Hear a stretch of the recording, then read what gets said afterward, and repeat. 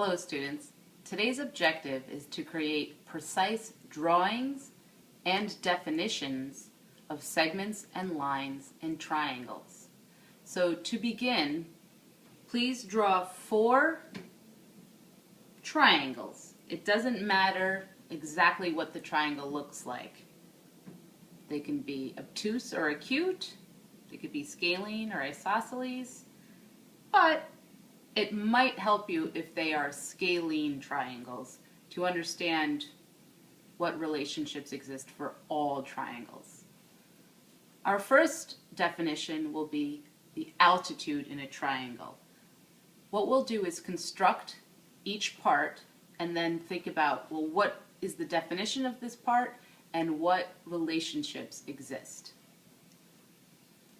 So with your first triangle, to create an altitude, what we're going to do is fold the patty paper so that I create a line that goes through point A and is perpendicular to line BC, to side BC. So what I need to do here is fold it so that this is overlapping this, but also so that the fold passes through point A, like this. Notice that it's not going all the way to the other end here. So I'm focusing on the fold overlapping on the side, but also going through the vertex A. Now I open it up, and I'm going to trace this line.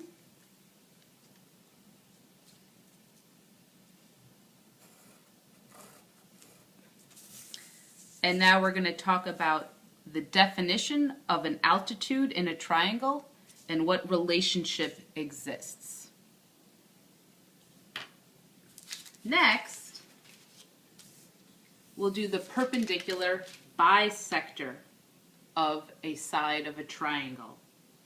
So what I'd like you to do is choose any of the 3 sides of the triangle and fold the side in half.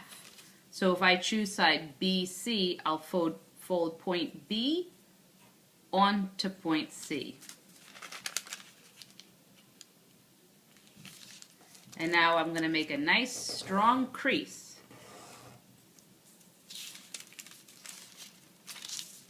I open it up, and now I'm going to trace that line, and I'm going to go ahead and trace it all the way through. And so now we'll talk about what is a perpendicular bisector in a triangle and what relationship does it create. Next, we'll do the median of a triangle.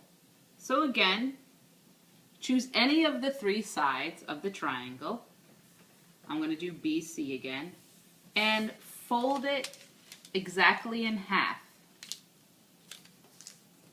And instead of making a whole line, I'm just going to pinch it right there and open it up and mark that point. Next, I'm going to connect the vertex A to that point on BC, which is actually the midpoint.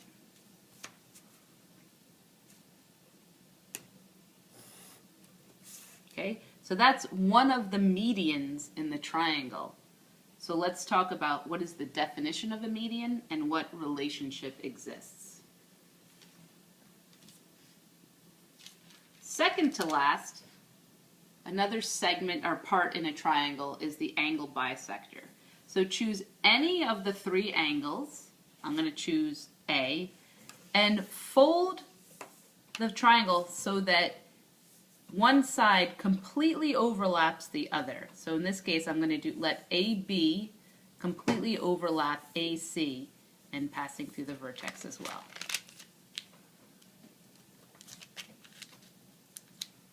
I'm going to make a nice strong crease all the way down. I'm going to open it back up again. And I'm going to go ahead and connect that point. Okay? So now we're going to talk about what is the definition of an angle bisector, and what relationship exists. Last of all, we're going to talk about the line of symmetry in an isosceles triangle. So like we did before, we're going to first create an isosceles triangle. Draw any angle at all, any angle you please.